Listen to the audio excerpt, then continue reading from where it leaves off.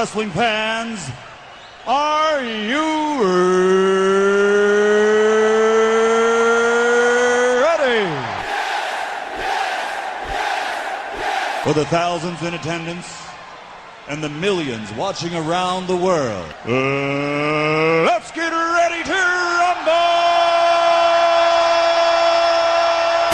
I'm back, so deal with it. Let's do this! Finally, The Rock has come back! Live TV is awesome. The spirit of Ultimate Warrior will run forever!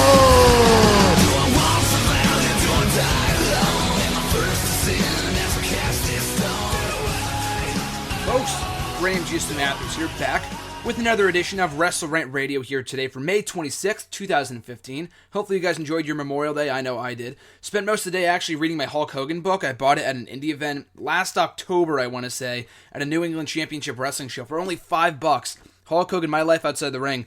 And I spent most of the day reading it right before Raw. It's a really good book, too. I'm a huge wrestling reader. I've been reading wrestling books for as long as I can remember. Ted DiBiase, The $1 Million Man's autobiography, Rey Mysterio's autobiography, Goldust's, The Rock's. There's so many more. Chris Jericho's, both of his. I haven't read the third one yet. Hopefully going to read it in the next couple of months or so. But I hadn't had a chance to read Hulk Hogan's book up until just now because I've been off, at school and stuff, just busy doing other things. But no, like a day like yesterday was perfect because, kind of a day off, Memorial Day, whatever. So that was cool. And I also tweeted a picture of the book, of me reading that book yesterday to Hulk Hogan, and he retweeted it. So that was pretty cool. But like I said, hopefully you guys are doing well. And what a week it has been. What a week it will be. Last week we had a great Payback pay-per-view and an awesome episode of Monday Night Raw, which we talked all about at _John's Jargon and I, John Knapp, on last week's episode of WrestleRant Radio. A great episode, if I do say so myself. So if you missed it, go back and check it out right here in the archives, only on nextEraWrestling.net. We talked all about Payback, Monday Night Raw, everything else in between. It was a great show. Go back and check it out. But we had that last week, and then before we had that Tuesday, WrestleRant Radio. Then Wednesday, NXT TakeOver Unstoppable, and what a great show it was. I'm not going to go so far to say that it was my favorite special. That's still reserved for the December one, the NXT TakeOver R Evolution, the NXT title match between Adrian Neville and Sami Zayn, the women's title match between Banks and Charlotte. Love that show, still my favorite to this day. But, this was still a pretty great show in and of itself, and also the arrival of someone you may know named Samoa Joe. That was a great show. I'll be breaking that down in just a little bit. But that same night, news broke via Dave Meltzer of the Wrestling Observer that TNA Impact Wrestling will be canceled by Destination America come September. So a huge news story in regards to that. TNA's reaction, fans' reactions, Josh Matthews' reaction. A lot of stuff to talk about in regards to TNA, and we'll get to that in just a little bit. We'll talk a little bit about Raw as well last night, which I enjoyed. I thought it was a good show. And like I've been saying, I think the current WWE product, and I'll probably go more in depth with this in just a little while, has been doing very well for itself since WrestleMania. It's not going to be, and it never will be, as hot as it was during the Attitude Era. Don't get me wrong. But I think all things considered and everything else that's on the horizon, both in WWE, NXT, and in the wrestling world on the horizon, with the exception of TNA. I'm talking about Lucha Underground, Ring of Honor, and all the other indie companies and everything else going on right now in wrestling. We're in for a pretty cool summer.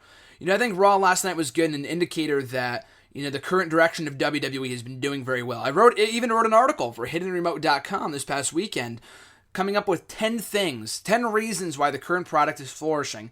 Agree to disagree if you don't like the current product, and that's completely fine. You don't have to agree with me. But I'm just saying, I'm an optimist as it is, so I just kind of find the positives that are everything that is going right with wrestling and in WWE specifically. But from the improving tag team division, with Seth Rollins as the WWE World Heavyweight Champion, everything, NXT period, is one reason to be excited for wrestling right now. And, there's just so much going on that I'm excited. Daniel Bryan's out and all this other stuff is happening. The Authority, period, again, that's another thing to not like about wrestling right now. But, on the whole, I'm liking it. So I'll be talking about that in my Raw review in just a little bit. And then at the end of the show, I'll be inviting Tony Mango on to talk about Elimination Chamber this upcoming Sunday. Yes, we have another pay-per-view this Sunday in the form of Elimination Chamber. He is the owner and founder of Smark Out Moment, as well as a featured columnist for Bleacher Report, so we'll be having him on the show for the first time ever to preview and give our predictions and picks for this Sunday's pay-per-view. So I'm looking forward to that. That is shaping up to be one hell of a show.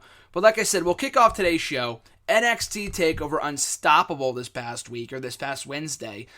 And these NXT live specials just never cease to amaze me. Like every single one. I think by this point we've had 6, I want to say. We had NXT Arrival in February 2014.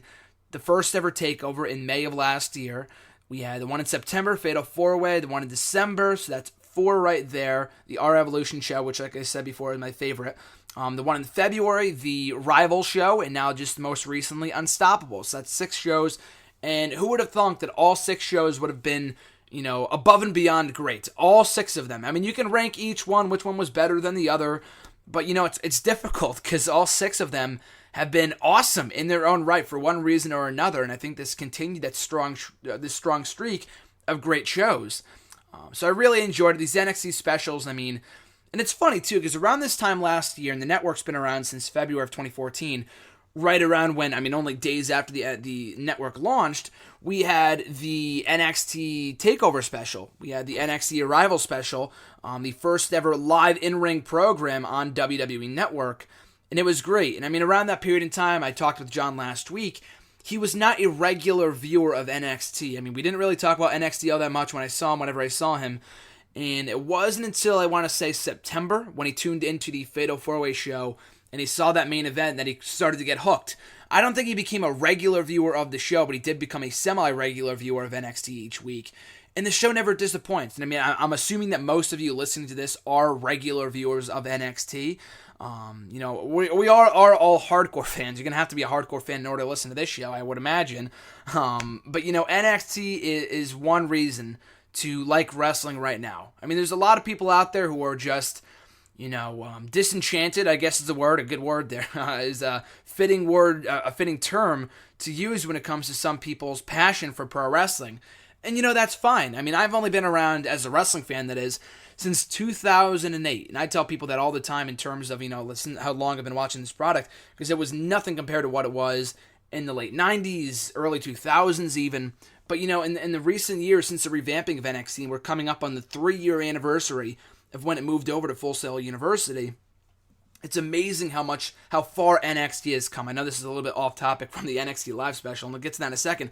But I was thinking just yesterday, 3 or 4 years ago, NXT was an absolute joke. And I don't stress, and I'm not exaggerating when I say that, because you go back and watch not even only NXT Redemption, which was the epitome of a joke, but you go back to the 2nd or 3rd season of that show. When it first came about, NXT was something innovative, it was something new, it was billed as being live television, live reality TV, in which it wasn't. Let's not fool ourselves here. NXT in its original form for the first season was not reality TV. It was throwaway matches every single week with people we knew nothing about. People just degrading their rookies and dumb challenges, drink sodas and obstacle courses and all this other garbage. NXT has come so far since then, and then the latter seasons were not any good as well. Like the Diva season, which did have promise, was treated like an absolute joke. It was perceived by the fans to be nothing but a joke, because that's how the commentators, how the producers, how Vince McMahon treated that show. That's what it devolved into. Like, it wasn't a joke from the beginning, but that's kind of what it became in due time. And it was like that for many years before they went over to Full Sail University in the summer of 2012. And then from that point forward, I just remember reading the news that they were scrapping NXT Redemption after, I think, maybe a year or two run. I think it was a 1.5-year run. And from that point forward, they would be filming NXT exclusively from the Full Sail University arena in, it's not in Orlando, is it? I think it is in Orlando. I'm not exactly sure. From Winter Park, Florida, or whatever it is, live from Florida. And it would be featuring the talents of Florida Championship Wrestling, WWE's then developmental program, or then developmental territory. And I was pumped, because it was finally, we were getting fresh faces in the form of Bray Wyatt, Seth Rollins, Paige, The Ascension, all of whom are on the main roster now and flourishing, maybe with the exception of The Ascension. But, you go back to that crop of NXT talent that debuted in the summer of 2012 when NXT first became what it is now. And it's amazing to see all the talents that have, that we've gotten, that they've blossomed into over the last 3 years. Like I said, Rollins, the current WWE World Heavyweight Champion, Bray Wyatt, faced The Undertaker at WrestleMania. Paige, now a 2-time Divas Champion in the matter of a year. It's an absolutely incredible to see how far NXT has come. And if you're not already watching, I think that was the point I was trying to make. I think, if you're not already watching, start with this show. I mean, if you aren't already watching, you should have been, and shame on you. But there is no better place to start than with the Unstoppable special. Absolutely amazing. It's NXT has been great for so long, but it only continues to get better, and that's the thing. It's not ever, and there's no signs of it slowing down at any point in the near future. And this show, Unstoppable, was evident of that. I just enjoyed it through and through. And like I always say, the hashtag the future is now in the form of NXT. I mean, if it wasn't already apparent by looking at the current crop of superstars in the main roster, look no further than the current crop of talent on the NXT roster. From Finn Balor to Tyler Breeze to Hideo Itami, Kevin Owens, Sami Zayn, Samoa Joe, which I'll get to in a minute, Sasha Banks, Charlotte, Bayley, Becky Lynch. The future is now, people. And that was, like I said, very evident with this past week's Unstoppable special live on the WWE Network. So kicking off the show, in a number one contenders match to crown a new number one contender to the NXT Championship, it was Finn Balor, or whatever you want to call him, versus Tyler Breeze.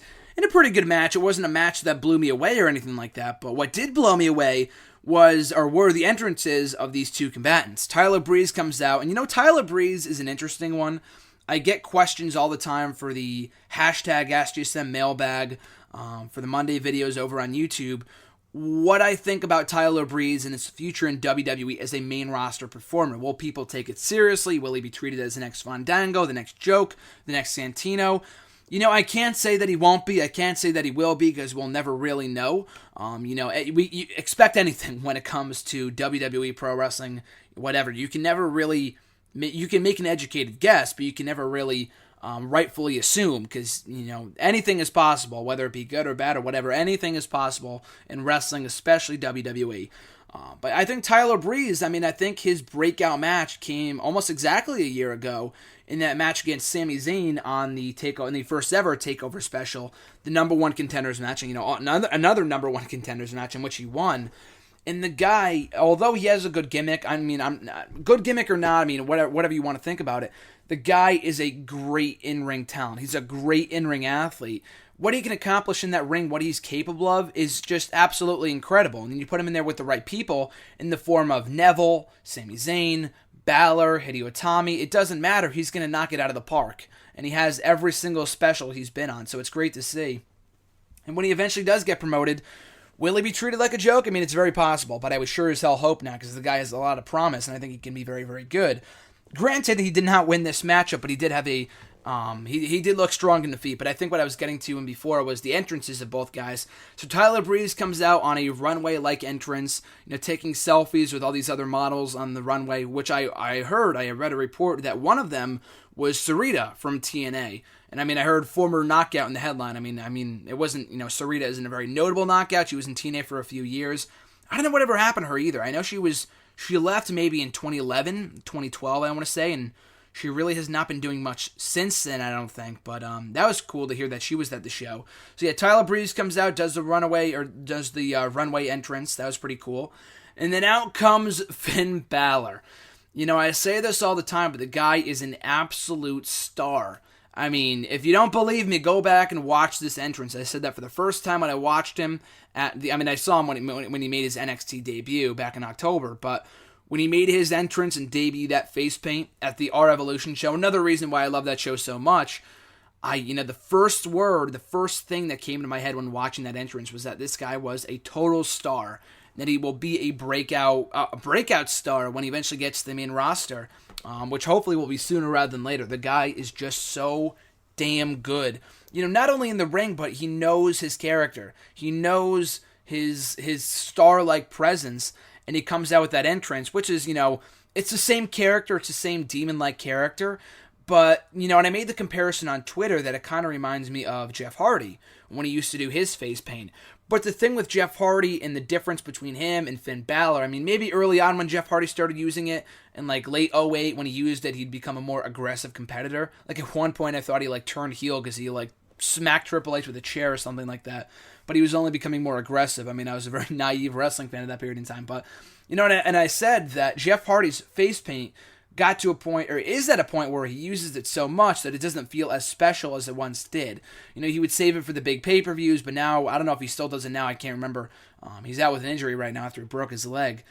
But, you know, as of a couple months ago, he was still using it all the time.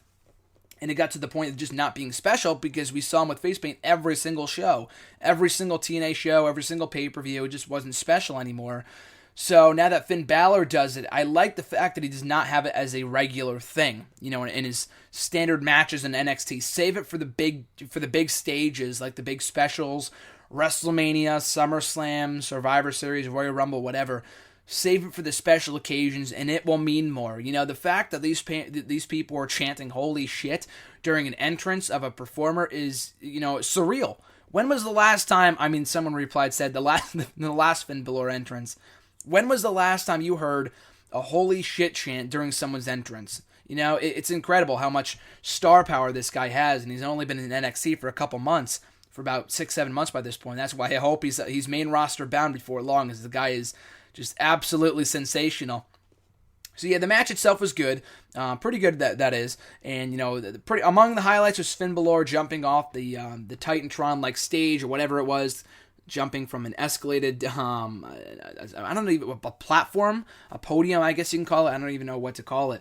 The stage, I don't even remember, but it was something that was elevated, and he jumped off the side of it. People were chanting "Holy shit!" It was a pretty cool spot. And then, you know, the match itself was pretty good. Some nice back and forth action. The outcome was never really in doubt, you know, because I kind of figured that Kevin Owens would retain, and that would mean that Finn Balor would become the number one contender again. And I do think the matchup probably would have been better. I mean, it was a great match, but I think the matchup probably would have been, you know, would have benefited from Hideo Itami's involvement. And like I said before, he was taken out with an injury. Not taken out, but he came down with a shoulder injury, I want to say, a couple weeks ago. And as of right now, from the last thing that I read anyway, he looks to be out for the next 6 to 8 months. Hopefully he can heal quickly in John Cena-like fashion and hurry back, because the guy is also great. Hideo Itami has also come a long way since his NXT debut back in September. And, you know, seeing those three guys go, you know, one-on-one would have been awesome. And hopefully we could see that match down the line, maybe for the NXT Championship when Finn Balor eventually wins it. But, you know, at some point, that would be a great match to see. But, yeah, the guy is very good. And I like the way they did it, too, because I know Triple H did confirm in conference calls and whatever else that Hideo Itami was injured. But they never really made it official. Storyline-wise, he was still being billed for the bout going into the live special. And then when Finn Balor and Tyler Breeze were making their entrance, the commentators revealed footage of Itami being attacked outside in the parking lot before the show. I mean, he was laying down, and the footage was not of him being attacked. But they show him being tended to by officials, by medical officers, medical employees, whatever. And then you see Kevin Owens just walk by and says, "Oh, that's a shame," or whatever he said, and it was pretty great.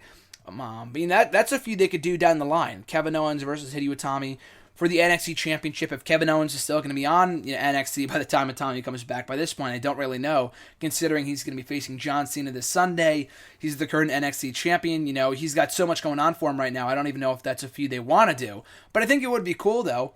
I don't know who else it would be. Maybe a Tyler Breeze, but we already saw that feud a couple months ago. I think Kevin Owens versus Hideo Itami, I don't think a match we haven't, I think it's a match we haven't not seen yet. I don't think they've done that in NXT. I know they've done Balor versus Owens and Neville versus Owens. I don't think they've done Itami versus Owens yet. And, you know, they revealed, or they had him do the GTS finishing maneuver over WrestleMania weekend in the show, or at the show in San Jose, after months and months and months of teasing it.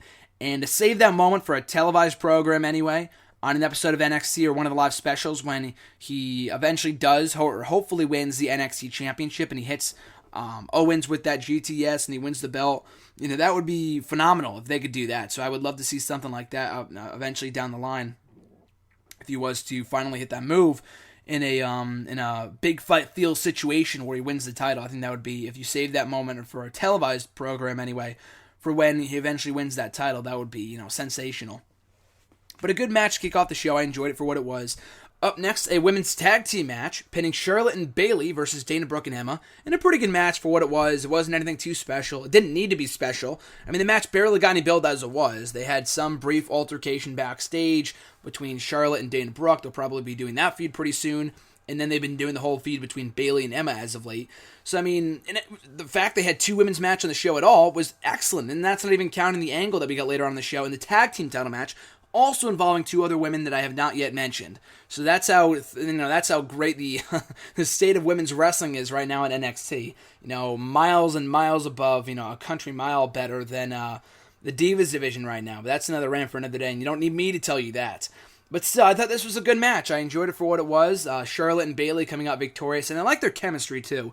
Whether they're opponents or tag team partners. And fun fact for you too, it was Bayley and Charlotte. It was Bayley who was Charlotte's first ever match in NXT back in August of 2013.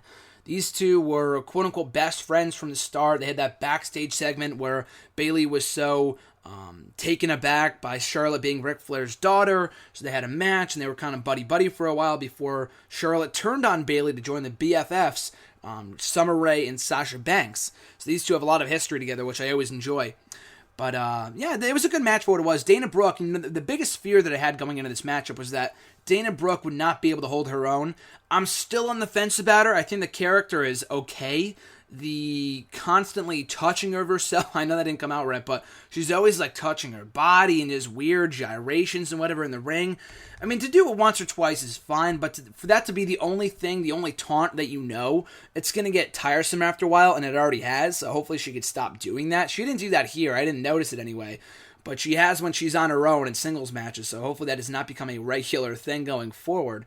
But yeah, I think she is a work in progress. She's not terrible, she's not good, but she's a work in progress though. And she held her own here. She wasn't terrible. They had Emma do most of the in-ring work, and she got pinned, which was fine because Dana Brooke is the one they're trying to push, so I understand why Emma got the pin here. And Emma's great too. I mean, don't let her main roster work fool you. She's a great talent. They just never really give her the time of day, never give her the chance to go out there and showcase her skills. Because she's always being out there, she's always out there just to be utilized as an enhancement talent, so it's a shame, but she's doing pretty well. She's a great athlete. I mean, she's doing pretty well for herself in NXT. And then I think it's time for Charlotte to be called up. I mean, there's no excuse why she isn't already up there. I'm shocked she's still done in NXT to begin with. And I mean, and it's funny too, because I was thinking about this the other day, that when Charlotte had her debut match on Raw, the Monday before the December special, when she faced Natalya in that 2-minute weird match at the Slammy Awards, that abortion of a match or whatever it was, for the 2 minutes they were given, and Natalya won. I don't know what happened there. And then Triple H said in the conference call, I think the next day or the day after that or whatever, that, in 6 months when she's called up, people won't remember that. And I remember hearing him say that. I'm thinking, 6 months? She should be up in the next month. And not even, if that. And it pretty much almost has been 6 months. I mean, it's late May as I record this, and that was 5 months ago, so maybe they are waiting for, that 6-month mark after all, and I can't understand why. She's already won the NXT Women's title, she had a great run with that championship, there's no real reason why she has to, stick around in NXT, maybe to do the feud with Dana Brooke, and hopefully she puts over Dana Brooke on her way out before going to the main roster. And Lord knows that we need more fresh blood in the Divas division right now in WWE in the main roster. With AJ gone and Paige is back, which is cool. But, and Naomi's doing pretty well for herself. And Nikki Bella's a good in-ring athlete. She's come a long way. But, where do you go after Elimination Chamber? On Sunday, we have a triple threat match for the Divas title. Nikki versus Naomi versus Paige. And then maybe they'll do, I assume Naomi's winning the belt. I mean, there's no real reason why Paige should win it back so soon. Naomi should win it, in my opinion, probably pinning Paige or something. At the next pay-per-view, you could do Nikki versus Naomi or Paige versus Naomi, but then where do you go from there? Because none of the other women mean anything. I know they have Total Divas and all that other crap. I mean, I watch the show, I enjoy it for what it is, and I do think it has, done better. I think it has only improved the women's division in WWE. I know that's not a popular opinion, but I feel like it has, and given some of those women more TV time. But a lot of the people on that show, Cameron, I think, just got booted off. She's not even on TV. I was talking to John last week. He doesn't watch Superstars or Main Event or whatever, so he didn't even know if she was even still employed. And then Eva Marie, I think, is coming back from an injury. She's doing better, but I'm not ready to see her in the title picture so quickly either. And then Emma's being wasted on the main roster. She's doing well in NXT, but, I don't know. There's just so many women right now. Rosa Mendez is a waste of space. There's so many women that don't mean anything, and they could try to mean something to become a contender for that championship, but I think it'd just be better to call up Charlotte. She's done in NXT anyway. It's time for her to be called up, hopefully in the next couple of weeks. Maybe as soon as next Monday after the pay-per-view. We'll have to wait and see. But hopefully in due time, because she deserves to be in the main roster and in contention for that Divas Championship. Moving right along here, we had Rhino versus Baron Corbin.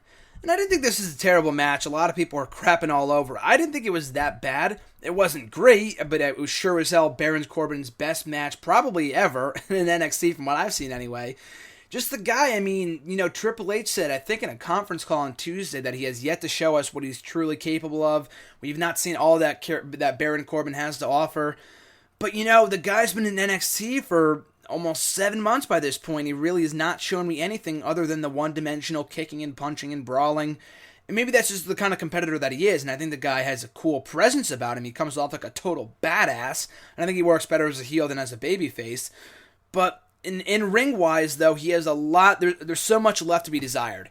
And hopefully he improves in time. And it is developmental after all. I'm not going to shit on the guy. This is the training, the place where people go to get better before they get to the main roster. And Rhino, too, I don't think it's the credit he deserves. I know some people enjoy him there. I love Rhino in NXT. I love Rhino. I think he's a great in-ring talent. I think he's a great asset to the NXT brand. I don't think he needs... And a lot of people ask me, do I think he's going to be main roster bound? I don't think so. I don't think there's any need for that to happen. The guy only comes in to do a match every once in a while in NXT, to put over the younger guys like Sami Zayn and Baron Corbin. But then after that, there's no reason for him to stick around. Other than that, on the main roster, what is he going to do? He's going to be like Rob Van Dam, but Rob Van Dam works a more regular schedule than him. Rhino's only being brought in. He still works indie dates, so he would not be able to do that if he worked the main roster, I would imagine. But yeah, he's serving a purpose, and I think people can take to him. He's over. People like him. So I think he's serving his purpose quite well right now in NXT. But yeah, the match was lackluster, and it was probably made to look worse than it actually was, considering, how great this show was and all. How all the other matches were pretty good to great to awesome. So that's probably why this was kind of like the worst of the bunch.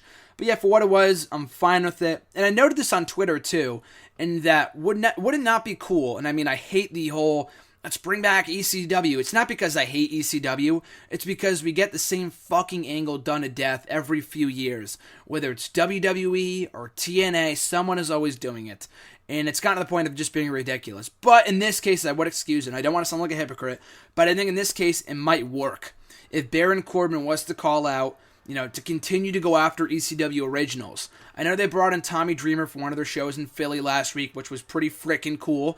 And also very surprising considering like he's a current agent for like TNA or something. I don't know if he's under contract to them, but I know he's associated with TNA right now, so I thought that was pretty funny. So he took out Tommy Dreamer, he took out Rhino this past week.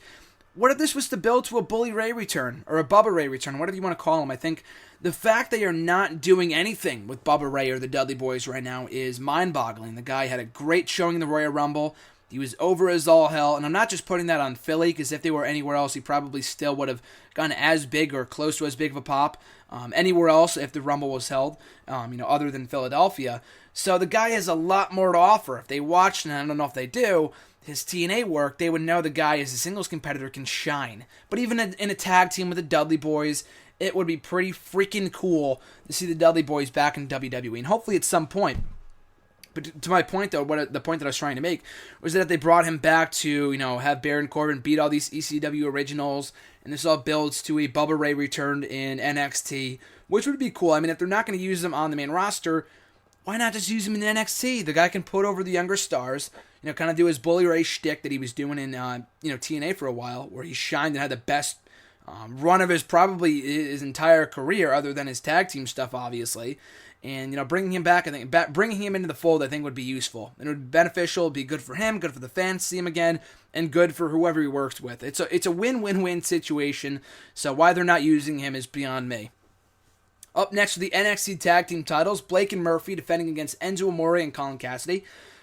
a good match by NXT standards, and I say that, I mean, the only glaring weakness, the only glaring flaw that NXT has right now is its tag team division. And it's not terrible, but it's not good. I mean, the tag team division, you can poop on all you want on the main roster, but it is 10 times in better shape than it is right now in NXT. And NXT's tag team division has never been great. Even when they brought in the tag team titles and they implemented those championships about 2 or 3 years ago, I think in April of 2013, I want to say, even then they don't have many tag teams, and they need to put more people together that they're not doing anything with, and just give them a run with those belts. They have Enzo and Colin, and then they have Blake and Murphy, and I know they have the Full Nation, or the Shoot Nation, I guess they're called, and I heard they're breaking up, but they also have the Vaudevillains, and they haven't been on TV in months. So, yeah, they need more tag teams. I think the tag team division, needs all the help it can get. And the matches more often than not, are not good. The tag team matches in NXT, for the division anyway. I mean, like, if you have a tag team match main event, it's more than likely good. But I'm talking about, any match involving, the championships is not typically good. But I thought this was a good match, though. I think Enzo and Colin Cassidy pulled out a few more maneuvers that we have not seen from them before. And then Blake and Murphy, I think, are a good team. I'm higher on Murphy than I am Blake. I think, Blake just kind of screams generic to me. Murphy, to maybe some extent for some people, but to me, I mean, I don't know what it was. I think it might have been a promo that he cut. I don't even know if it's still on YouTube, but he cut a promo in promo class before he came to NXT about 2 or 3 years ago. And he has an Australian accent. He was talking about he wasn't here to entertain you, and are you not entertained? Oh, that's Sheamus's thing. But he was cutting some shoot promo, and it was a great freaking promo. And I was surprised they never allowed him to do that on NXT TV before pairing him off with Blake. Whatever his name was, Wesley Blake. So, I don't know, I think Murphy's really good. I think he could be really good on his own when he eventually breaks off from Blake, but I think the tag team also has potential. But yeah, a good tag team title match. Enzo Amore and Colin Cassidy were close to being tag team champions before Alexa Bliss got involved. She distracted Colin Cassidy. Enzo Amore got flipped off the top rope by her. Blake and Murphy pick up the win and retain the NXT tag team titles. So Alexa Bliss officially turns heel, and like I said before, I love how that we have 3 different women's angles on developmental TV. This isn't even the main roster. We have Alexa Bliss versus Carmella. We have Charlotte versus Dana Brooke. We have Becky versus Banks, and even if you want to count Emma versus Bayley. So a lot of cool things right now happening with the women in NXT, and I could not be happier for them. I think it's great. So I love that, love the current state of the women's division in NXT right now, and a good tag team title match. And hopefully Enzo and Colin will be called up before long, win those belts and then be called up. Because like I said on Twitter, I mean, Colin Cassidy said in that E60 special, or at least in an excerpt or a behind-the-scenes clip or whatever, that he's been with WWE in developmental before it was NXT for 5 years, which blows me away. I never knew this guy was in WWE for that long. And I remember watching NXT for the first or getting back into it in the summer of 2013, and these guys were just getting started. Most people aren't in NXT for as long as they were. I mean, Neville was, Zayn still is. So, I mean, but I think these guys are ready for the main roster. That, begs the question, who's going to fill up their spot when they leave. We have, so few tag teams as it is. But I enjoyed the match, and we'll cross that bridge when we get to it. Up next for the NXT Women's Championship, Sasha Banks defending against Becky Lynch in an absolutely outstanding match. Really, really enjoyed it. And I mean, this has really come as any surprise. These gals, are just so freaking great. Not only in the ring, I mean, you have your Paiges, you have your AJ Lees, you have all the women in the main roster who are great in-ring athletes. But what separates the women in NXT from the main roster is their character development. And I told John about this on Sunday when I saw him, but Becky Lynch made her debut in NXT, I don't know what month, but I know last summer.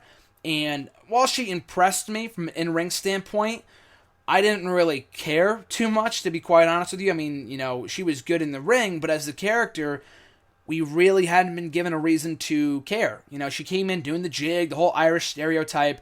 She dropped that gimmick. She aligned with Sasha Banks, and she showed more of an edge than she ever had before. And in becoming more aggressive, she became more of a threat, and then they kind of turned her a tweener babyface a couple weeks ago with the whole video package on her, which I thought was phenomenal, giving us kind of a glimpse into her background, why she so desperately wanted to win the NXT Women's Championship. And then Banks is Banks. She's so great, and when I was talking with John about this, even he loves her as well. There's just something about her that screams it factor. She is the boss, literally and figuratively. I mean, maybe not literally, but, she is the boss of the women right now in NXT. She is so great, and she's been firing on all cylinders as a character, as an in-ring performer, and just having that it factor.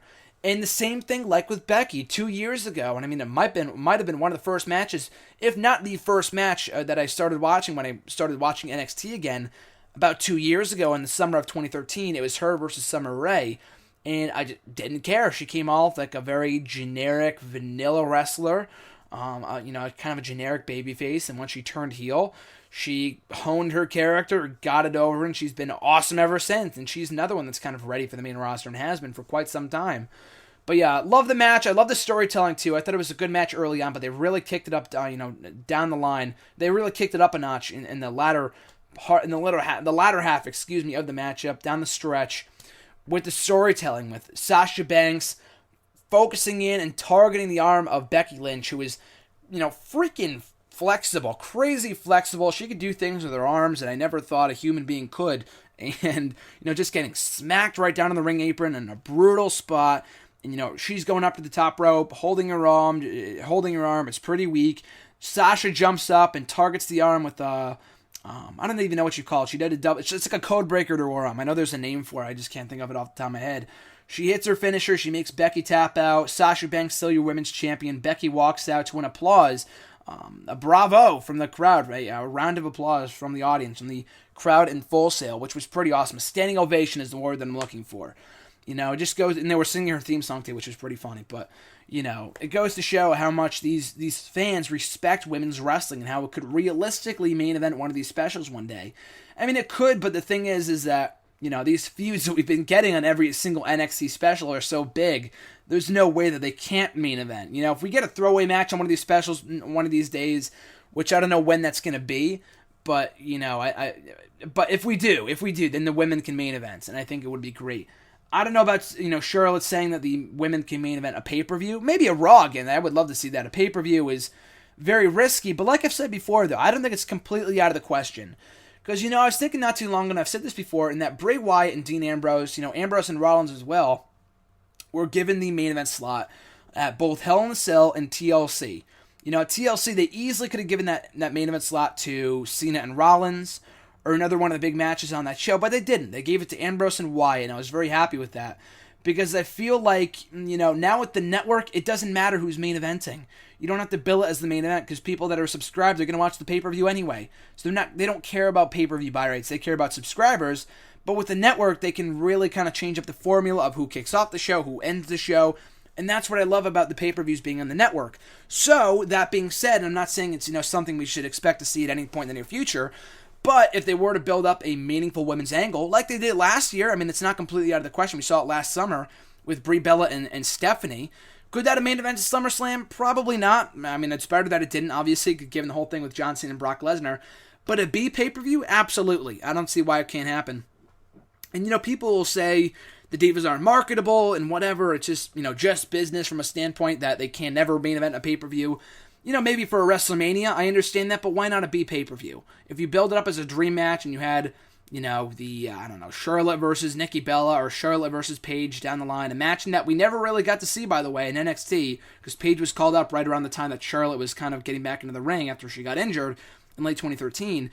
You build that up as a big freaking deal, we could have a main event match between those two at a Battleground or something. If the world title match is only like, Ambrose or Rollins, versus Ryback or a Ziggler, then you can main event the show with the Divas. If it's built up the right way, you don't give them 5 minutes, you give them the right amount of time, it's possible. I would love to see something like that. I think it could be great.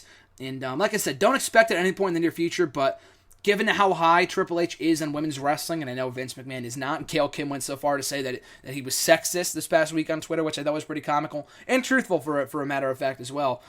But, with Triple H being so high in women's wrestling as seen in NXT and whatever else, don't rule it out just yet. I'll say that much. I don't rule out the possibility of divas, of women, main eventing a WWE pay-per-view. I think it could be in the cards if done properly. So then we get to the main event, the NXT Championship match between champion Kevin Owens and challenger Sami Zayn. I'll try to speed this up because I didn't think I was going to be spending so much time talking about NXT TakeOver Unstoppable, but it's that great of a show, people. If you saw this show, you understand why, but I didn't think I was going to spend almost 4/5 of this show talking about NXT TakeOver, but still, though, I'll talk about the main event pretty quickly here. And I already expressed my thoughts about this and more in depth on my video blog on YouTube from this past week, welcoming Samoa Joe to the WWE, which I'll get to in a second.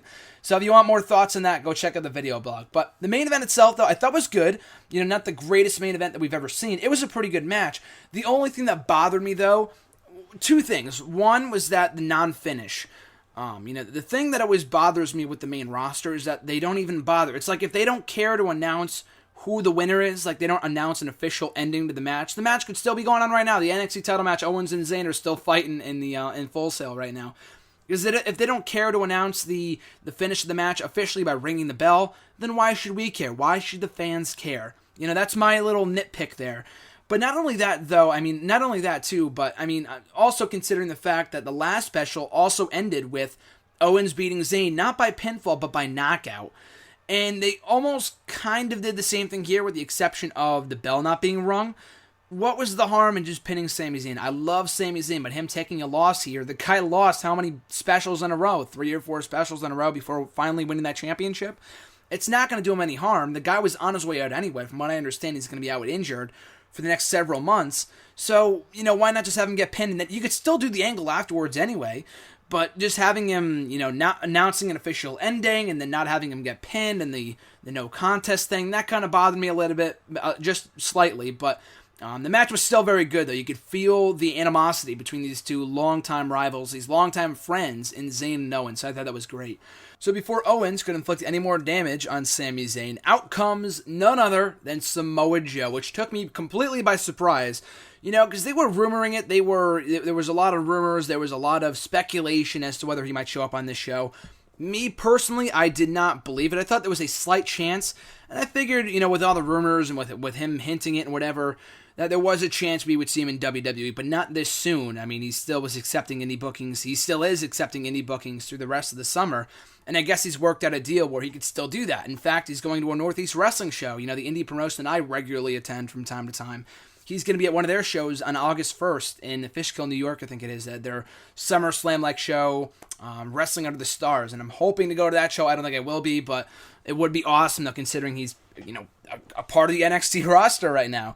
So Samoa Joe comes out, like I said, taking me by complete surprise. If anyone was going to come out, I figured it would either be Uhaa Nation, who they showed in the crowd and got a big pop from the audience, which was awesome. He's going to be a big star when he eventually makes his debut. We have no idea what his name is going to be. That has not been announced. Unless his name is coming soon, we have no idea what is that would be a great name. We have no idea what his NXT in-ring name will be.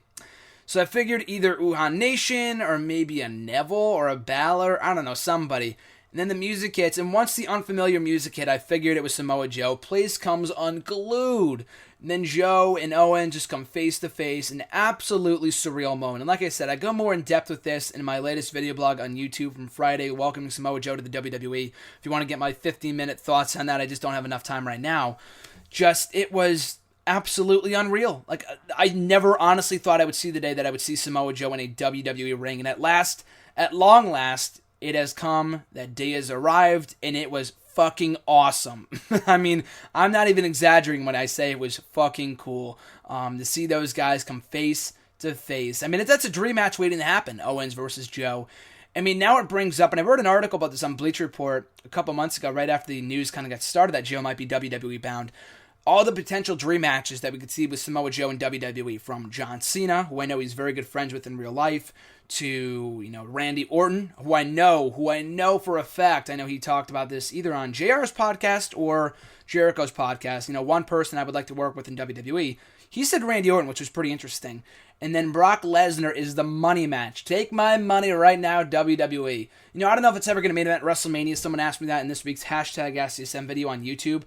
I don't know about main event of WrestleMania caliber, but if we were able to see that match at all on a main event of a pay-per-view or just in the dark match or on an episode of Superstars or something, I need to see Lesnar versus Samoa Joe in WWE. Take my money right now, WWE. I need to see that match. So that was incredible. Joe comes down, stands face to face with Kevin Owens, and then Owens just kind of walks off, comes back, and then walks off again to Father of the Year chants. So that was pretty hysterical. But yeah, just what an ending to the show. And while I did not like the ending of the match, I mean, it did not, and bother me immensely, but I thought it wasn't what it should have been. NXT though, they always have a way of booking things right, so I'm not gonna shit on the booking here because I feel like it will lead to something later down the line. And they're obviously not done with the feud between Zayn and Owens, so they didn't want to blow it off here. But still, I thought that was great. I thought Joe coming out was easily the highlight of the night, a great way to go off the show and leaving the fans wanting more. I know he cut a promo on, not the app, but like for the website or something, and also for the YouTube channel. Afterwards, he did a backstage interview with Renee Young. He cut a promo after the show for the live crowd, which again is also on the YouTube channel if you want to check it out. And it's just so cool. He's like, I am professional wrestling, and now I am here in NXT. And it gave me chills. Because like I said, I never thought I would see the day that I would see Samoa Joe in WWE, let alone with the name Samoa Joe. And I don't know if I mentioned that in the video blog, but who was the last guy, to my memory anyway, who came into WWE and was able to use their name? I'm not talking about Sting. I'm not talking about any legends. I'm talking about, guys that made themselves on the indie scene. Who was the last guy to be able to use their name? A guy named Phil Brooks, a.k.a. CM Punk, almost 10 years ago when he signed with WWE. 10 years later, Samoa Joe is taking frickin' over. No pun intended. I don't know if Joe's going to have as much success as Punk did in WWE. The guy's 36 at this point, but that doesn't mean he can't be called up to the main roster at some point and just wreak havoc and just cause hell. Just wreak all, chaos. Arrive, raise hell, leave, as Stone Cold Steve Austin would say. I'm so excited, not only for Samoa Joe in WWE, just for, the future of NXT in general. Because I think this summer, and I was just texting RJ about this a couple minutes ago, how NXT this summer is shaping up to be so awesome. You have Samoa Joe, you have Kevin Owens and all the things that he's doing right now. You have, all the other new talent, Uhaa Nation coming in. Sami Zayn and Hideo Itami will be back pretty soon. Tyler Breeze and Finn Balor are doing their things. They're doing their thing. Enzo Amore and Colin Cassidy are always a great tag team. The women are fucking ripping it up. Easily the match on this show. NXT is awesome. NXT is fucking cool. You don't need me to tell you that. But it is, though. So check it out if you haven't already. Shame on you. So go out of your way to check it out right now while the network is still free for the month of May. But it's well worth $9.99 now once it eventually goes back to being such.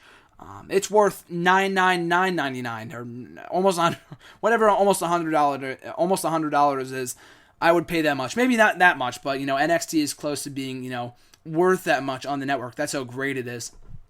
So I love this show, really enjoyed it, and like I said before, continued the strong streak of awesome NXT live specials, and I'm highly anticipating the one in August. I believe it's on August 12th. I'm going to check right now. It's either on the 12th or the 13th. Obviously, it's on a Wednesday. It is August 12th. Okay, so we got 3 months until the next one, and like I said, cannot wait for that show to come right here, right now. So in the time that we have left, I'll talk about this briefly because I'm going to have Tony on in a minute to talk about our Elimination Chamber predictions. But TNA, no Raw review this week, although I did think Raw was good. The Open Challenge was awesome with Zack Ryder interrupting and Kevin Owens coming out and laying out John Cena afterwards. And so that was pretty cool. An awesome final show in the Nassau Coliseum in Long Island, so that was nice. But I'll talk about TNA right now. So like I said, the news broke last week that Destination America will be canceling TNA, reportedly, come September, after only being on the network for a few months. So, of course, nothing is official as of right now. But, here's the whole issue. And I talked about this last week with John and #AskGSM about how I honestly did not think, and I've been proven wrong a lot lately with Samoa Joe coming to WWE, Brock Lesnar resigning.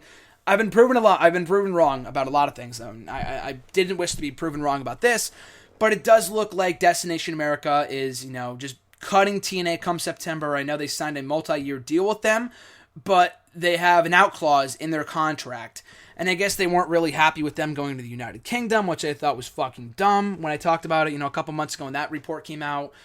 the whole Angle being world champion because he's a former Olympic gold medalist thing, being in the Olympics. He's American, so that, Destination America wants an Olympic gold medalist as their world champion for TNA.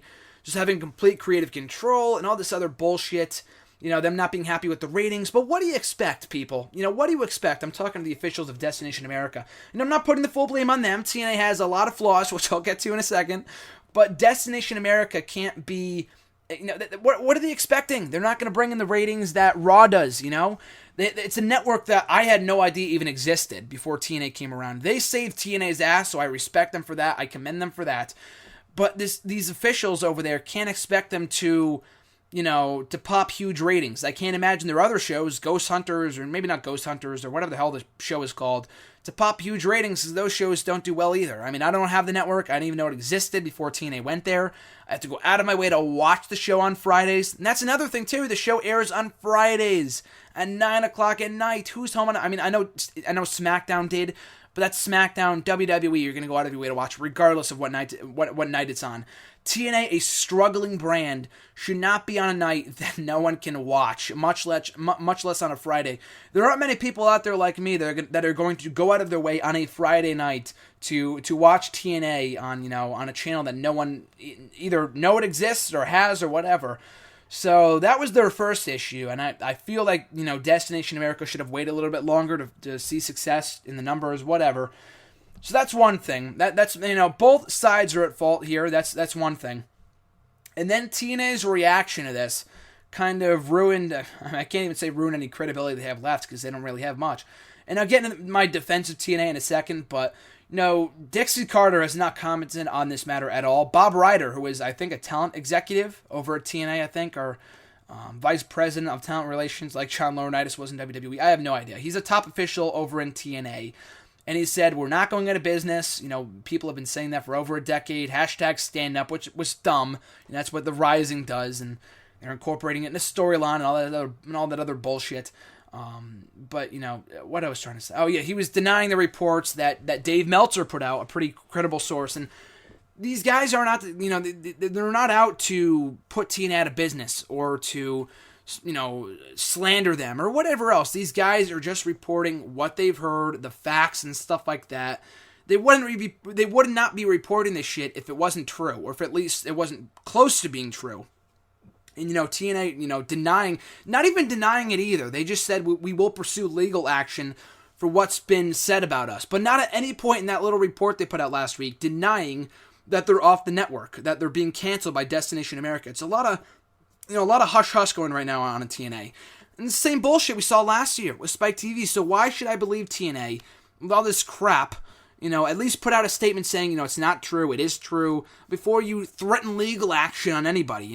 Dave Meltzer apparently said that he has not been hit with any legal action directly. Just TNA statement. A lot of bullshit. Like I said before, that is the key word of today's rant on TNA.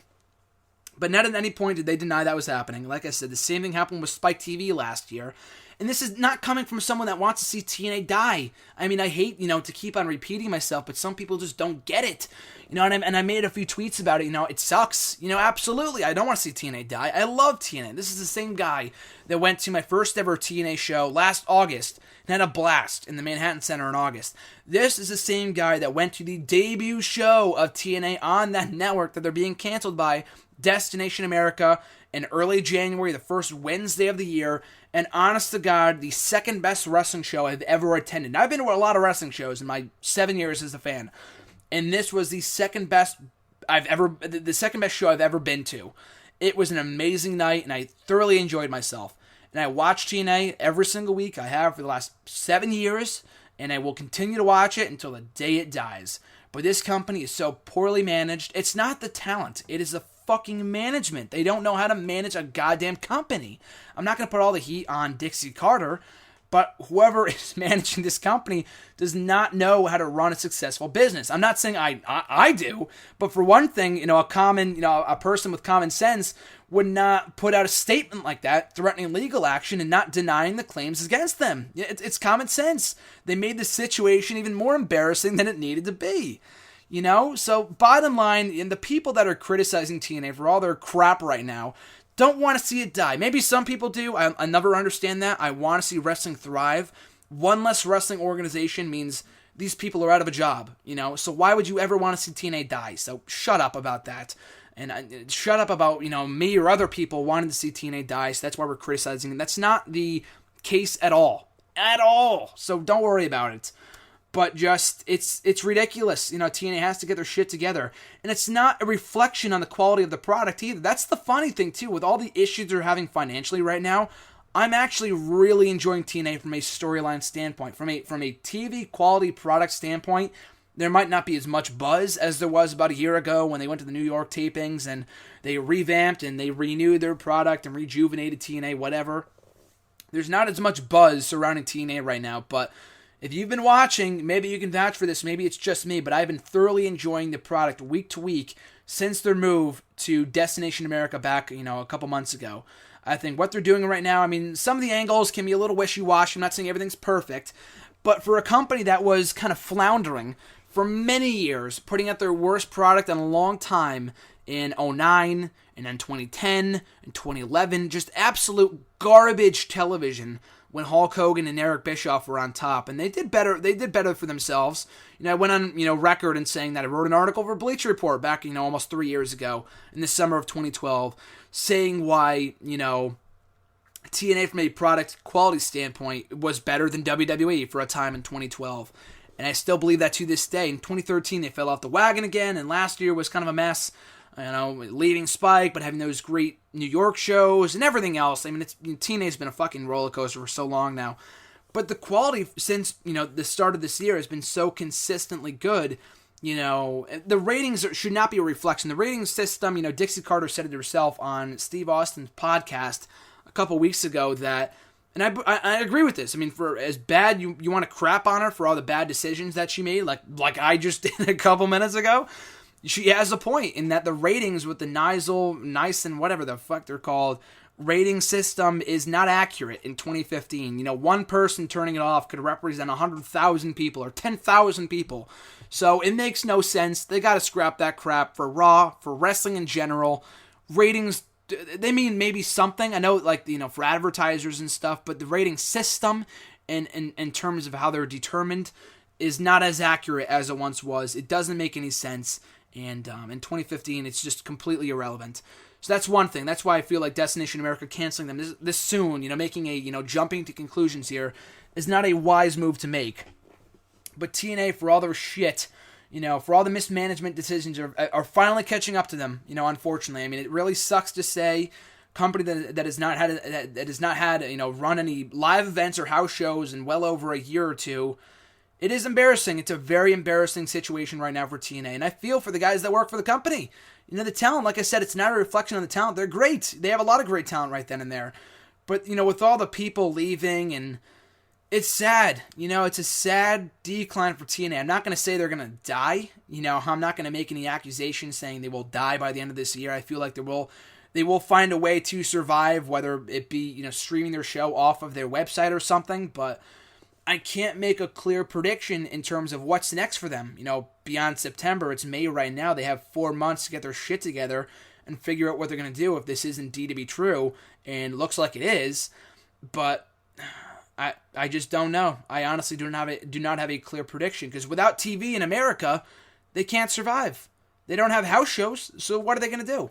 What, they stream off the website? Like I said, maybe, but I don't know. I honestly just do not know. But another news, though, I wanted to discuss this because it got a pretty rowdy reaction out of some people when I tweeted it, but as did Josh Matthews. So last Friday, it might have been, I don't know what day it was. I think it was Wednesday, because he put it out on, he put it right after the special ended, along with Eli Drake, who put out some asinine tweet about how how Kevin Owens was like the Stay Puft Marshmallow guy from Ghostbusters, and it said, fight Puft fight, with the NXT title around his waist, just making, a crack at his weight. It was so fucking dumb for a guy that never amounted to anything in WWE.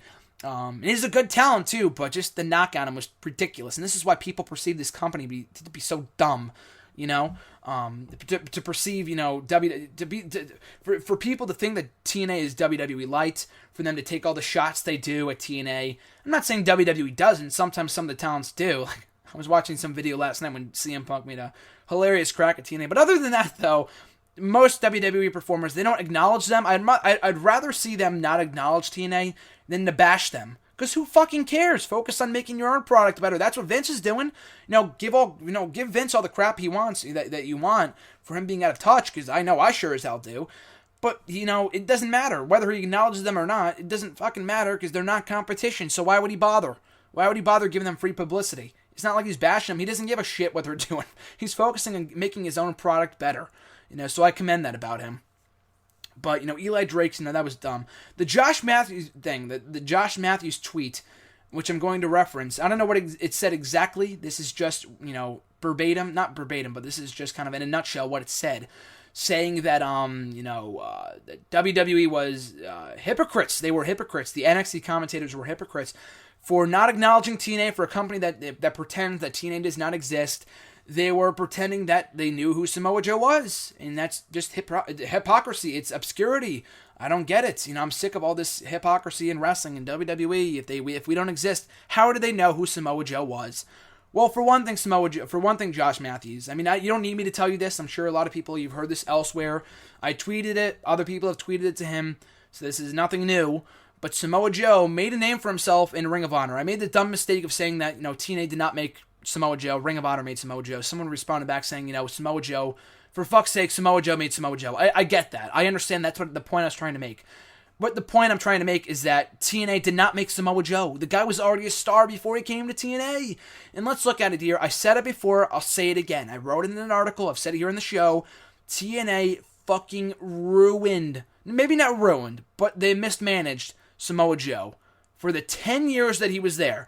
Not all of his run was terrible. The first few years, he had a pretty good run there. He was undefeated. He was world champion. He was doing the stuff in the tag team, next division.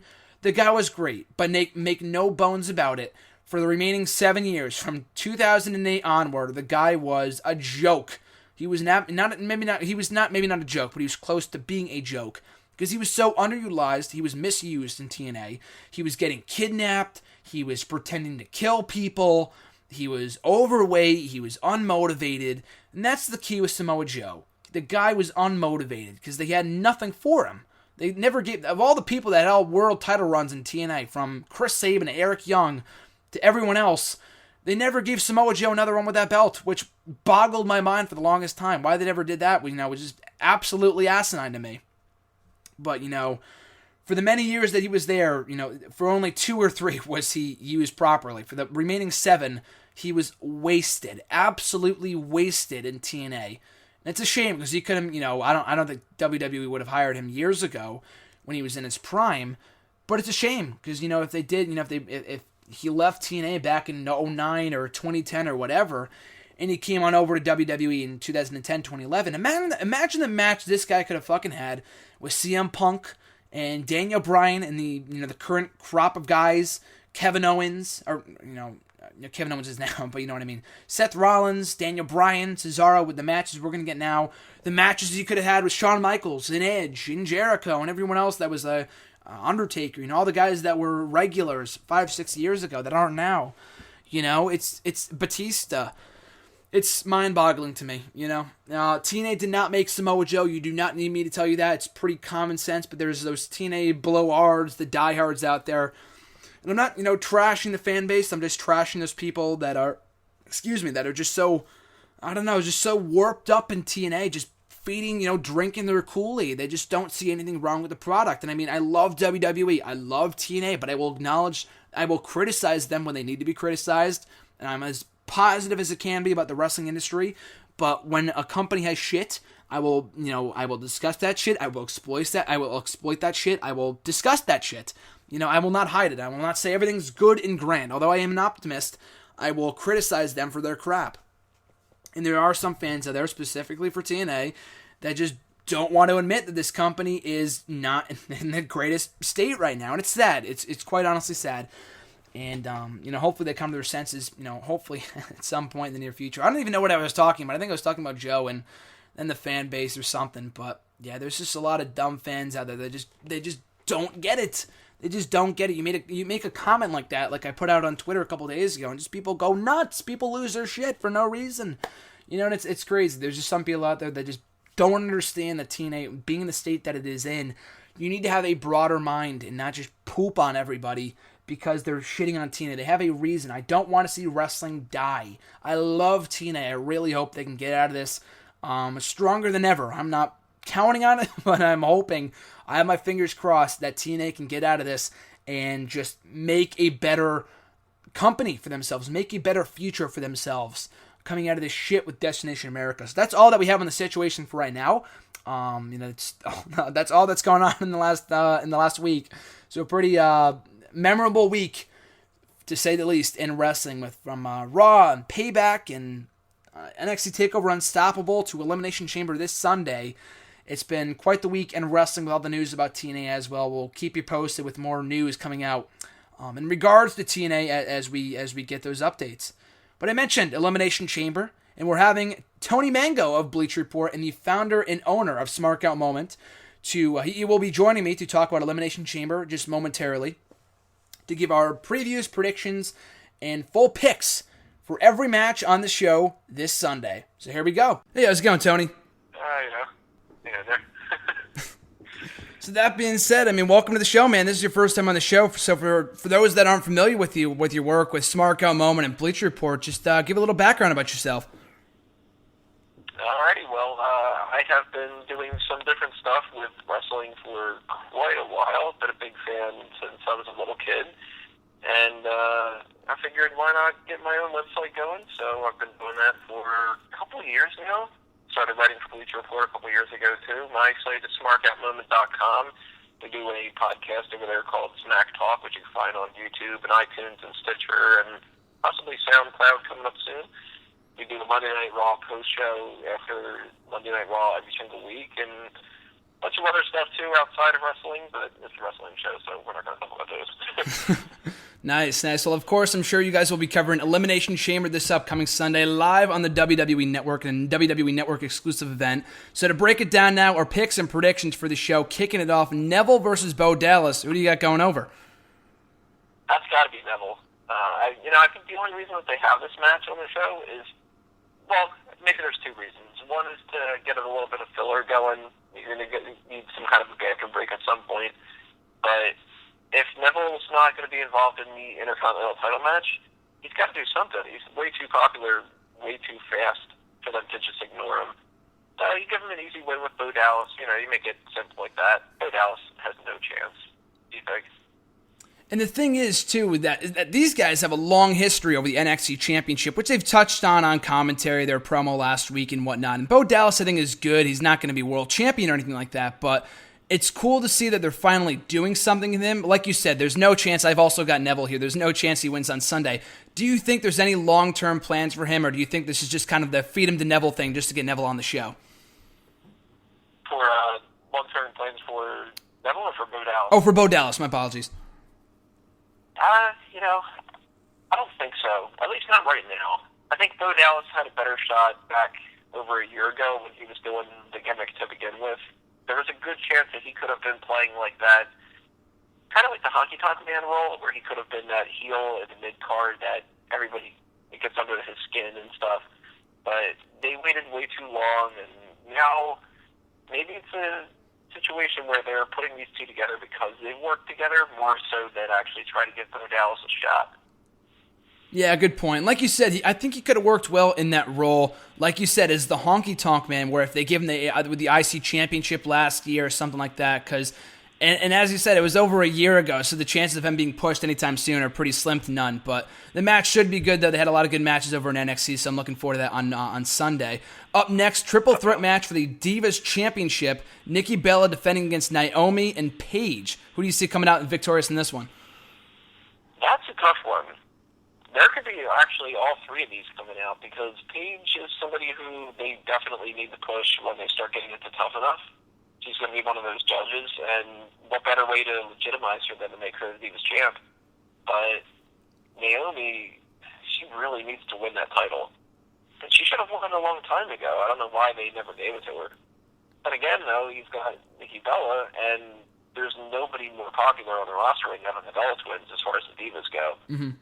So that's a real toss-up, and I think what plays more into this is what they want to do at Money in the Bank. Because I originally thought that this triple threat was going to happen there, but, you know, they kind of sprung the Elimination Chamber on us.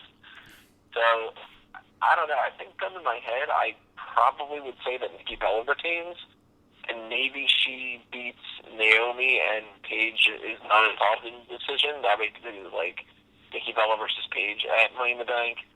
But I really, if I were booking things, keep it on Nikki Bella and bring Charlotte up. That's who I want to see as the next champ. Same. That is long overdue. I was just talking about that before I just got on the phone with you. Charlotte, it is her time to come up. She was at the special last week, the Unstoppable show, but you know she's done everything there is to do in NXT. There's nothing left to do, and it's time to bring her up, and we need more fresh blood right now in the Divas division. I think bringing her up, whether it be, you know, I think the money feud, or at least close to being a money feud with the Divas, is Nikki Bella versus Charlotte, and then you could do Charlotte versus Paige down the line. A match I don't think we ever got to see when Paige was down there. So that would be cool. And like you said, Naomi's time I think is long overdue. She's been with the company for like 5 or 6 years now, been on the main roster since like 2010. I'm surprised they didn't give it to her at the last pay-per-view at Extreme Rules a couple weeks ago. But still, or at Payback 2 weeks ago or whatever the last pay-per-view was. And I got Naomi going over here because if she doesn't win here, I don't know how they'll put her back in the title picture. But if they do insert Charlotte into the title picture, then I've got Nikki Bella. But I think at this point in time, and Paige has already won the title twice before. She's been up here for a year. So I think I got Naomi going over. But I could definitely, if anything, I would definitely go with your booking, or with your way of booking it, and bringing up Charlotte either after Money in the Bank or as soon as Monday Night's Raw, because then that would be, it's her time to come up. So up next, another elimination, or one of the first of 2 Elimination Chamber matches. This one being for the WWE Tag Team titles, pitting the New Day against Cesaro and Tyson Kidd, Los Matadores, the Ascension Primetime Players, the Lucha Dragons, in a 6-way team match, the WWE Tag Team titles. So who do you got going over here? Yeah, this match is going to be something special. I'm looking forward to this more than anything else, I think, because we've never seen it before. So it'll be interesting just to see how they can fit these guys in the pods, because who's going to be in there with Big E? You know? Exactly.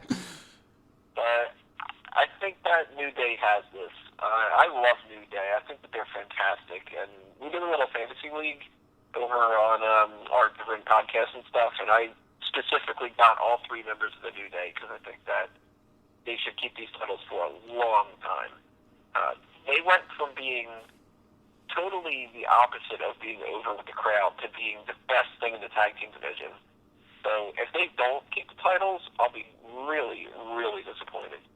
But if they do end up having to drop it, it has to be the Lucha Dragons. And I think the reason why I'm not betting my money on them is because WWE pushed them really strong and hard the first 2-3 weeks that they were here. Then they just dropped off the face of the earth. Mm-hmm. And you know, if we've been seeing them only on SmackDown or Main Event or whatever, that's not good enough. WWE needs to get them to the forefront if they really want to be the tag champs. And ideally, I'd like to see them be the last team that the New Day eliminates. Maybe in a kind of like cheating way, maybe like the Lucha Dragons beat the Ascension, and when they're celebrating, I don't know, Xavier Woods runs in and gets a quick roll-up or something, where you're like, you know, the heels, they technically won, they retained, but they're a bunch of jerks, so there's like a new feud that spawns from there. I think that's the best way to go here, but one way or another, I really, really am hoping the New Day wins. Much like yourself, I'm looking forward to this match, and you know, we have not seen this matchup ever. I mean, the only matches that we've seen inside the Elimination Chamber have been for the WWE and World Heavyweight Championship, never before for the IC title, which we'll get in a second, especially for the tag team title, so it should be pretty cool. And we got a whole array of talent in here, and there's just a lot of teams that won't win. Matadores, Ascension are pretty much ruled out. Primetime players are feel like the dark horse, but I mean, especially with the whole thing with Titus O'Neil and him becoming the Father of the Year, whatever that was. Maybe. I mean, I would like to see that. I like the primetime players, but I don't think it's their time right now. The Lucha Dragons are a good candidate as well, like you mentioned. They were heavily pushed for the first few weeks there on the roster before just kind of disappearing from the show completely, as you mentioned. So I could see them winning here. Cesaro and Kidd, if they won, I mean, it still feels too soon. Then why take the titles off them to begin with? And it looks like, based off the story they were telling on Raw this week, with them being in the handicap match and that we won't lose our titles and whatever else, kind of the odds being stacked against them, much like they told with Seth Rollins, a couple weeks ago leading the Payback, that they could be doing the same thing with New Day and them retaining the titles here. The only issue that I have with them retaining is that with the other chamber matches and why it was so misplaced, that pay-per-view, right before WrestleMania, because the chamber, that pay-per-view always featured the champion, whether it was the WWE World Heavyweight or WWE World Heavyweight Champion, whatever, they always retained. I think the last time a title changed hands inside the chamber was 5 years ago, I think, when Jericho won it. So do you feel like with New Day winning here, it might hurt the credibility of the chamber, or do you feel like it's been so long, or it's a new matchup because it's only tag teams, it's not singles competitors, that it won't really matter? I think that the reason why they can get away with this is because the Intercontinental one's vacant. So we're going to get the 2 Elimination Chamber matches, and we have at least one guarantee for a new champion. Mm-hmm. So if you have a new champ in one, balance it out, have the champs retain in the other one. You can't do it with the Intercontinental, so why not do it with the tag team, Plus, the Mega Powers aren't in it, so why not hold it until they can win it? Exactly. I was surprised that we had the Matadors and the Ascension of all people in this matchup over those guys. And I mean, a lot of people, and I, myself included, were frustrated that Rowan and Harper aren't in the matchup, but I feel like they're going to be building them up and having them, if they're not going to win the titles, there's no reason for them to be in this matchup, so I have no issue with that. But down the line would be cool. The New Day have been excellent, as you mentioned. I've been loving them as heels, so I have no problem with them retaining. Then they can probably move into a feud with the Dragons, going to Money in the Bank or SummerSlam, whatever. So of all these tag teams, I don't know. I think I was going to go with the players with this one or the Dragons, but I think you kind of convinced me with the New Day, especially if they have the third guy on the outside. He could cheat to win or something like that, so they won't win clean. So I'll have to go with the New Day on this one as well, especially after what we saw on Raw last night. The second chamber match for the vacant Intercontinental Championship. Combatants include Sheamus, Ryback, R-Truth, King Barrett, Rusev, and Dolph Ziggler. Who do you see walking away with the title? Well, it's a shame that Vacant has to lose another one of his titles. That guy's been killing it this year. He's been great. We actually have an account on Facebook and Twitter, Vacant WWE, I think is what it is. Really? I got to check that out. That's funny. You got to play up that angle, he's UFC champ and stuff. That's great. I'm surprised at the people that are in this match. I never would have assumed that out of all the people that Rusev and R-Truth would have been involved. I thought that this was Neville and maybe Bray Wyatt or something like that, but no matter what, at the beginning of this, I said this is Sheamus's to lose. And if he doesn't walk away with the title here, I'm going to be totally shocked. King Barrett, he already has the King thing going. He doesn't need it. Ryback, I love Ryback, but WWE doesn't seem to. Whenever they want to give him a push, it seems like they start making him lose instead, so I don't have a whole lot of faith for him there. R-Truth, of course, R-Truth doesn't win it. Yeah. So it really comes down to the feud between Ziggler and Rusev. Is that going to be something that they need to have the title for, or is it just going to be all about Lana? And I think it's going to be more of a Lana thing. So really, why put all your eggs in one basket and make that about the Intercontinental title too? Why not give that to Sheamus and start some new feud between him and Ryback or something, and kind of kill two birds with one stone? If maybe Ziggler and Rusev eliminate each other and Sheamus picks up the pieces and stuff, a quick road kick to Ziggler maybe wins the match. But I'm definitely going Sheamus here, and I'm not a huge fan of Sheamus, but he seems to be the right guy at the time to win this title. Absolutely. I feel like I'm not the biggest Sheamus fan, as you mentioned, but I feel like with him, the whole heel gimmick and coming back since WrestleMania, the Mohawk and the new character, the "Are You Not Entertained" thing, it's great. I love it. So I feel like him as Intercontinental Champion would be a nice fit. And as you mentioned, the whole thing with Rusev and Ziggler does not need that title. And like at the next pay-per-view, if we got Sheamus and Ryback versus Rusev and Ziggler, the Rusev-Ziggler match does not need to be over that title. I mean, it would give Rusev some momentum after losing to John Cena for 3 consecutive pay-per-views, losing his girl, losing the undefeated streak. So there's a chance there, unless this whole thing is a ruse. But after what we saw on Raw last night, that kind of convinced me otherwise that it does not look like Rusev and Lana are in cahoots with one another. So, and then if you just have Sheamus and Ryback one-on-one, it's just kind of a match that no one really cares about. But if you put the title on the line, it makes it 10 times more interesting. They teased it a couple weeks ago, or last week on Raw, so I could see that happening. But yeah, of these 6 people, I probably got Sheamus. I would love to see Ryback win the title down the line, or if Rusev won the belt. I mean, I was thinking about that. If Rusev won the championship and he came out of his feud with Ziggler victorious, and they went back to Ryback and Rusev down the line, I highly doubt that. But my gut's telling me Sheamus. But another question in regards to this matchup: do you feel that R-Truth's involvement? I mean, this is a long shot. We've seen it before, though, that they could replace him with someone else right before the matchup begins. I hope so. Because R-Truth has no means to do this match. Yep. And I don't really know who they could replace him with, though. I mean, maybe Stardust, maybe Bray Wyatt. Mm-hmm. But I would think that they would need to replace him with another babyface. Because really, right now in the match, we only have Truth, Ryback, and Ziggler.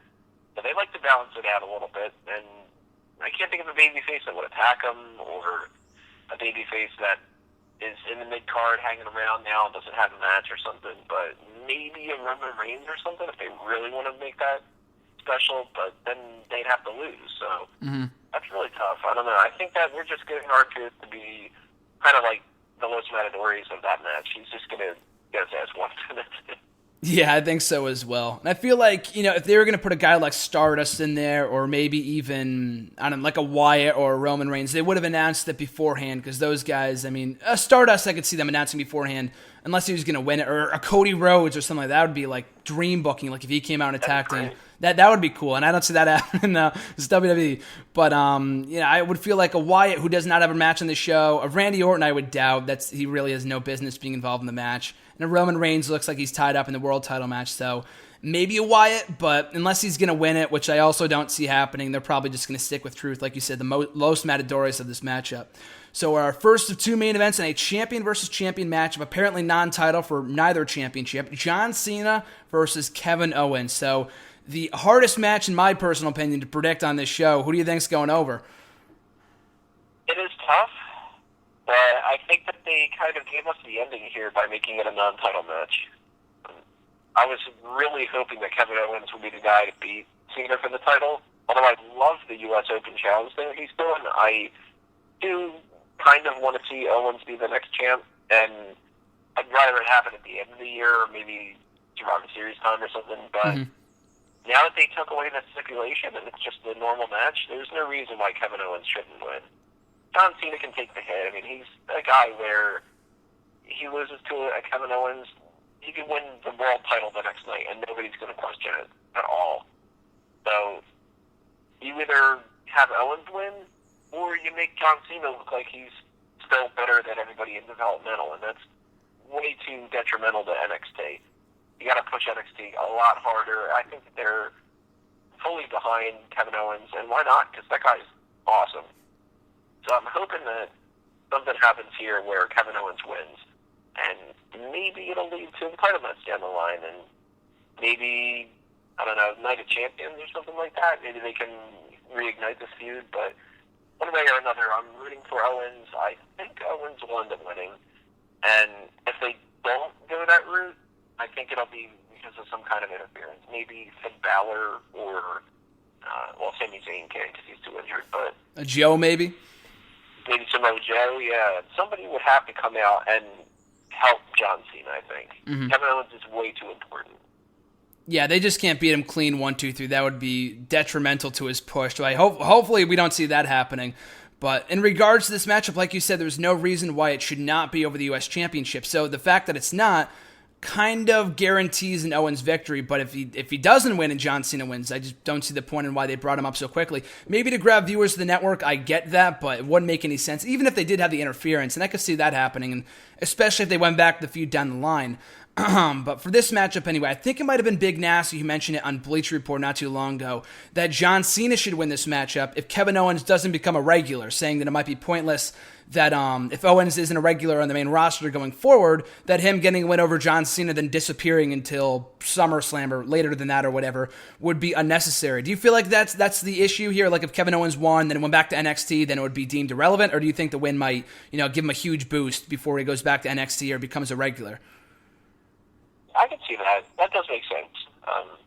The problem that you have with both in this situation, if he wins and then they don't do anything with it, then what's the point? If he loses and he goes back to NXT, then he looks like a chump, and NXT looks like they're the definitive developmental brand, and they can't compete. Mm-hmm. But I think between you try to weigh the two options, it makes more sense for him to win and for him to come back as a righteous champion who, I can even take people on the main roster. So what the hell is somebody like Finn Balor going to do? And John Cena can just move on to somebody else if he's not going to be around. I don't know who that would be, but maybe by the time they sort out who's going to be in the Money in the Bank match, you're going to have a couple stragglers, and you can't throw 30 people in there. So somebody can come out and they can kind of test the whole idea of, well, you just lost to a developmental guy. What are you going to do against somebody on the main roster? And kind of get around it. I mean, they're going to have to play a little bit of tricky games, but WWE can pull it off. Yeah, I think with this matchup, it'll tell the better story if Owens wins. Because if Cena wins, especially clean 1, 2, 3, which hopefully won't happen, I think Triple H is high enough on him to the point where that won't happen, especially even with interference or something. But if Cena wins, it'll just be business as usual. Cena wins, LOL, and then we just kind of move on to other things. And then if Kevin Owens wins, it's kind of like that Rock-Cena dynamic from a couple years ago where, like, where does Cena go from here? How will he rebound from the loss? And they can always do that title match down the line when he does get called up for real, whether it be at SummerSlam or even earlier than that. But, I think it could be, like you said, I don't know who exactly would go after that championship of Money in the Bank. Neville would be cool, but I feel like he has to be in the Money in the Bank ladder match for all that he's capable of accomplishing and pulling off in that match. But I'm sure they'll come up with somebody at some point. But, yeah, I've got Kevin Owens over here as well. Main event, which is guaranteed to be a great matchup for the WWE World Heavyweight Championship, Seth Rollins versus Dean Ambrose. Who do you see walking away with the WWE title? I love Ambrose, but he's got no shot. Ambrose went through a big losing streak last year, and it seems like they're correcting it, thankfully. They understand that guy is way too popular to do that, and he's gone through exploiting TVs, and he's gone through a bunch of BS to get to the spot that he's at now, but Seth Rollins, he has to stick with that championship, and I think the earliest that Rollins is going to drop that title is SummerSlam. If I were booking things, I'd probably keep it around him a little bit longer, but I'm starting to get really suspicious here that Money in the Bank is going to play into SummerSlam. Maybe there's like a Brock Lesnar versus Seth Rollins match there, and the Money in the Bank winner cashes in on Seth Rollins and kind of gets a little comeuppance for WrestleMania. I would assume it'd be Roman Reigns. Mm-hmm. But I can't imagine WWE doing this Elimination Chamber pay-per-view out of nowhere and having that be the title change. Especially with Dean Ambrose, because Ambrose went from not even being involved in that payback match to just kind of getting shoehorned in there. He stole the show, though, which was great. Mm-hmm. That's, I think, why he's getting this match here. But I'm definitely looking forward to it. I would be happy either way if they ended up having the title change or not. I don't have any faith that Ambrose will come out. I think this is Seth Rollins. Yeah, I could see it, and maybe in an off chance that Ambrose wins, and if they wanted to switch it up, and I was talking to somebody about this the other day, if they had Ambrose win the championship here and then maybe give it right back to Rollins at the Money in the Bank pay-per-view, I could see that, but I feel like, I don't know, I'm more of a traditionalist in that I would rather keep the belt on Rollins and then have it mean more when he eventually loses it, the title that this guy won at WrestleMania, and it's been one continuous reign since then. I mean, doing the whole switcheroo, I get it, kind of switching it up, making it more unpredictable, but I feel like it will benefit both Rollins and the championship in the long run, and Ambrose can get a nice long run down the line as well, not just a 2-week reign. So I've got Seth Rollins here as well, but like you mentioned, I think that's something that a lot of people are thinking of, and I was just talking about this with someone, I think just yesterday. If, and Roman Reigns alluded to it, I think on SmackDown last week, that he'll be in Money in the Bank. So he's kind of like the heavy favorite this year, just like he was for the Royal Rumble, and he could cash in against Rollins and maybe do a double turn or turn Roman Reigns heel. Something like that might happen. But speaking of Roman Reigns, actually, final question for you. After everything that we saw on Raw and Roman Reigns getting involved in the main event and the opening tag team match, and he does not have a match on the card as of right now, do you feel Roman Reigns will play a factor into the finish of this matchup at all? I hope so. That's tough, though, because if he does come out, how do they have him involved with it where it's not a Dean Ambrose win. That's the tricky thing. And maybe the only way to do that is to reintroduce Big Show, if he hasn't been doing anything for a while. Or maybe it's just a matter of him coming up short where, the couple other members of the Authority kind of get involved. Roman Reigns goes for the save, but it's just not good enough. You've got Kane, you've got potentially Big Show, you got Jerry Mercury and Jamie Noble, which they don't really matter, but, there's still something. Triple H to get involved a little bit, and if it's Dean Ambrose and Roman Reigns against all of them, I buy into Seth still being able to win. But I'm really, really hoping that we don't see Roman Reigns turn heel. I know a lot of people are interested in that, and if they would have done that at around WrestleMania time, I would have been down for it, but now is not the time.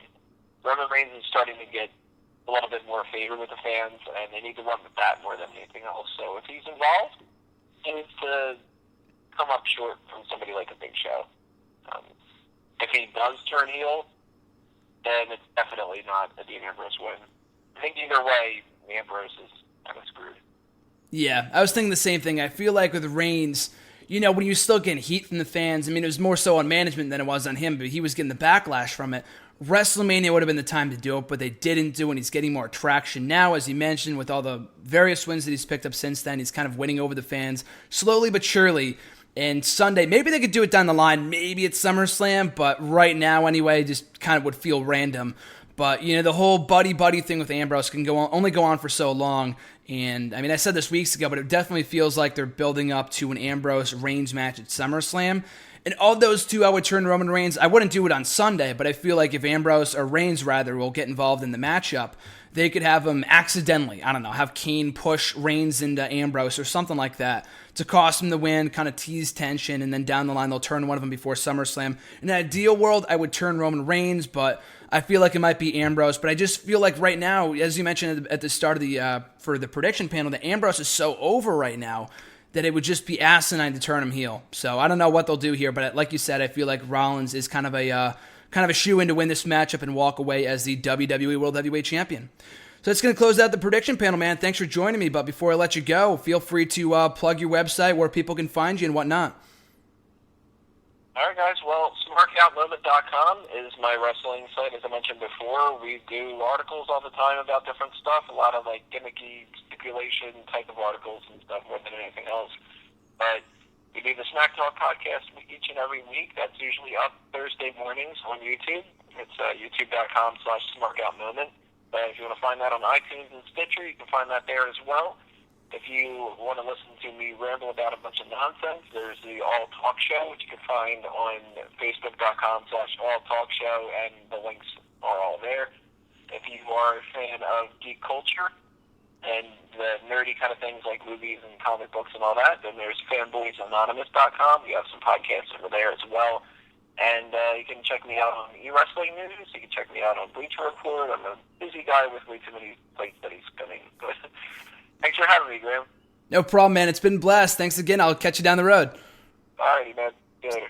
All right. Thanks again to Tony for joining me for a great prediction panel for Elimination Chamber this Sunday. As noted, you can find him on Twitter and follow him at Tony Mango. That is TOENEEE like knee, MAN, then GO. Tony Mango. Check out him on Bleacher Report, Smark Out Moment, and all the other links that he gave out before.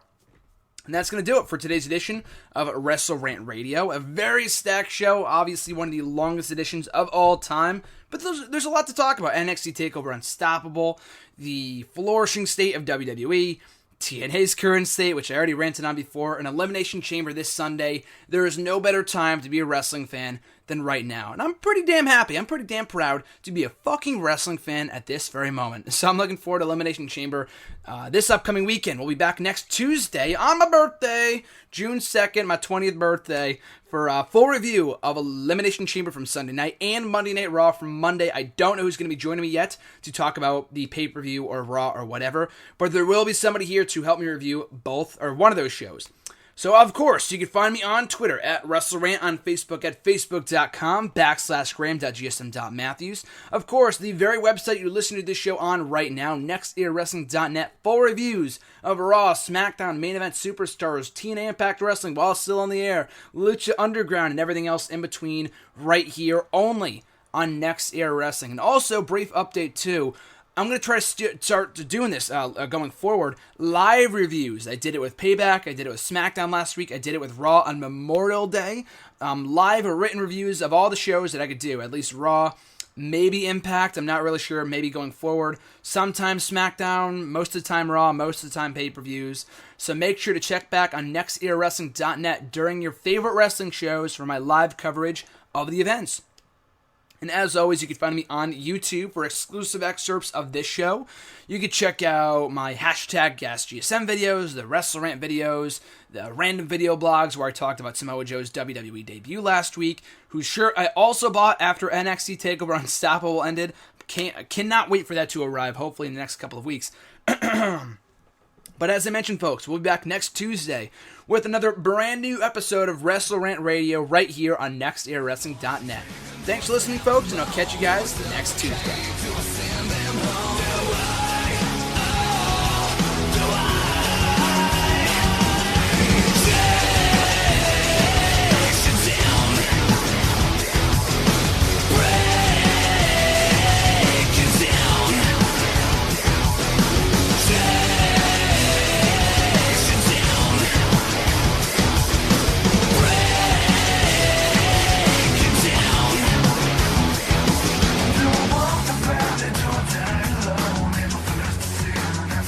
This